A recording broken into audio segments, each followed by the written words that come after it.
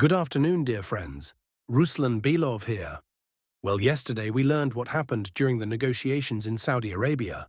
A deal was reached on safe shipping in the Black Sea.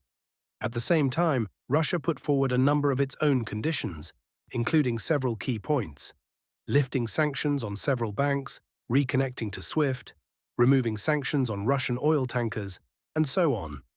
So it wasn't just for nothing. However, there is no full ceasefire. On the ground, everything continues. The sides are still fighting, and so we continue to analyze the situation on the front. Let's open the map. So friends, I know many are concerned about the situation in the Belgorod region, and others are interested in the Kursk region.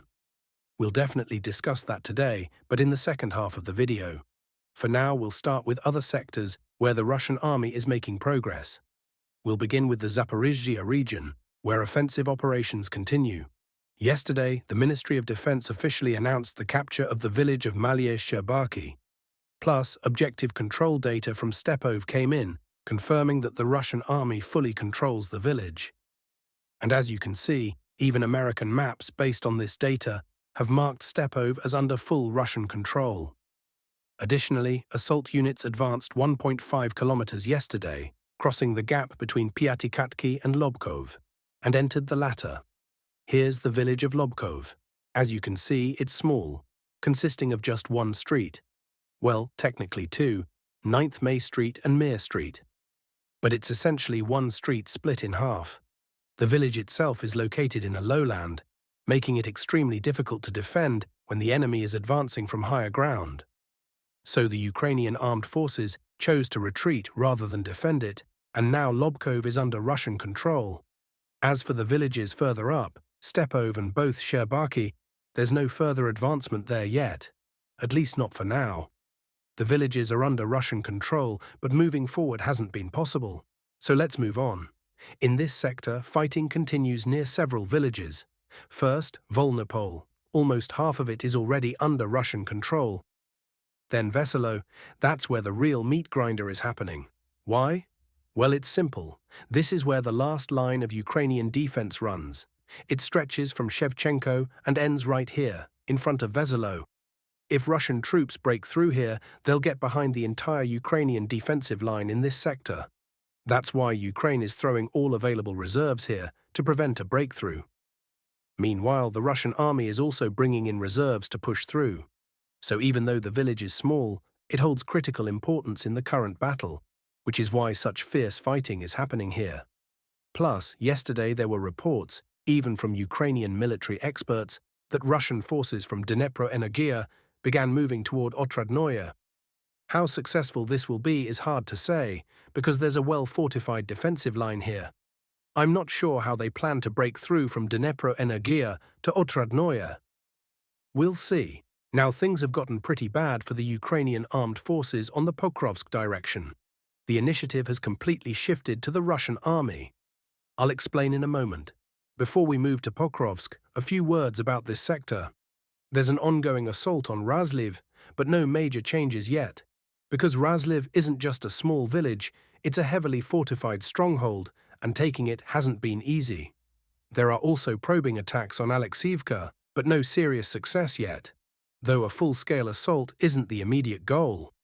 They're testing Ukrainian defenses. More significant progress has been made north of Andreevka.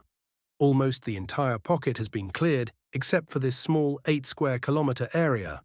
The front has been straightened out, meaning the next push will be westward toward Dnipropetrovsk Oblast, which is just 6 kilometers away. Now, let's move to the Pokrovsk direction. There are several successes here. Uspenovka. Yes, the long-suffering Uspenovka, where fighting has been raging for months.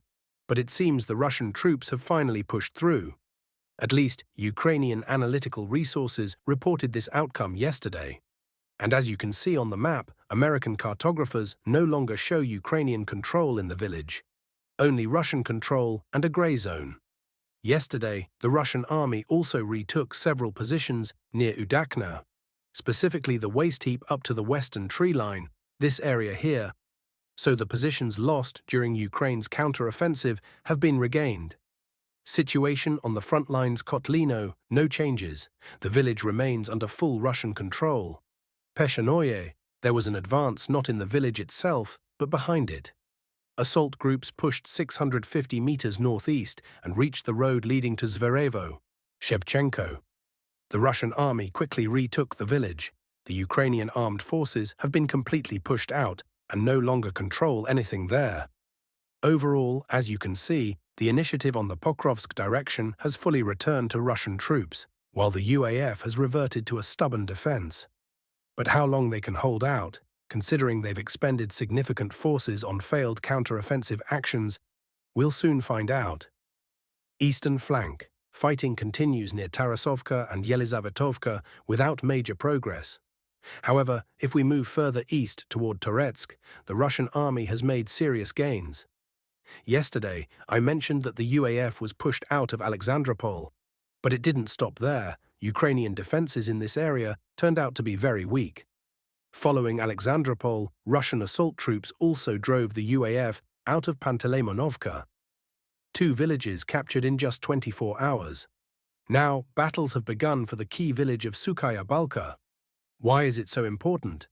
Because this is where the main defensive line runs. If Russian forces take it, they can quickly clear the entire pocket between the 2 urban areas, which, as you can see, is quite large, nearly 80 square kilometers. Additionally, near Toretsk, Russian forces have fully regained positions around Leonidovka. The Zabalka area has been almost completely cleared. Belgorod region update. Demidovka, previously marked as under UAF control, it has now been reclassified as a grey zone. As I mentioned yesterday, there was no full Ukrainian control there. The village is destroyed and empty. No Ukrainian troops remain. Those who entered were eliminated, and no Russian forces are stationed there. Popovka. The UAF briefly entered the village but were pushed out yesterday. As of this morning, Popovka is under full Russian control. Fighting continues, but Ukrainian attempts to advance deeper into Belgorod Oblast have failed. Interim results: 8 days of UAF offensive. UAF gains: only 11 square kilometers captured. Russian gains: 80+ square kilometers in the same period, averaging 11 to 12 square kilometers per day. Clearly, 11 square kilometers in 8 days is not a success. Heroic stand at Popovka. A special mention goes to the border guards near Popovka, who called artillery fire on themselves to prevent a Ukrainian breakthrough. This kind of heroism, sacrificing themselves to stop the enemy, is not an isolated case. Footage was posted in my Telegram channel. Go check it out and subscribe. Kursk region reports: Russian forces have taken control of the Sudzha border checkpoint. APP Sudzha. After Russian units operating from Novenkoye blocked road ZVK-004 south of the checkpoint, Ukrainian troops abandoned their positions in the area. Sumi direction. According to Russian sources, Ukrainian units near Gogolevka are encircled. Exit from the area is reportedly difficult due to tight Russian control. The Russian side is urging remaining UAF troops to lay down their arms. Combat operations near Hueva. Fighting continues in the Hueva area, where Russian units are conducting search and destroy operations against Ukrainian groups in forested terrain. The operation is complicated by minefields, including low-visibility mines actively deployed by Ukrainian forces. Artillery strikes near Sudzha. Ukrainian forces, according to Russian reports, are shelling Sudzha from concealed positions near Mount Fagor. The Russian command claims plans are underway to neutralize these firing points in the near future. Casualties and operational updates. Per the Russian Defense Ministry, primary strikes have targeted Ukrainian troops and equipment in Sumi Oblast, including the settlements of Basovka, Belovody, Velikaya Rybtsa, and others. Over the past 24 hours, Russian forces claim to have eliminated 260+ Ukrainian servicemen.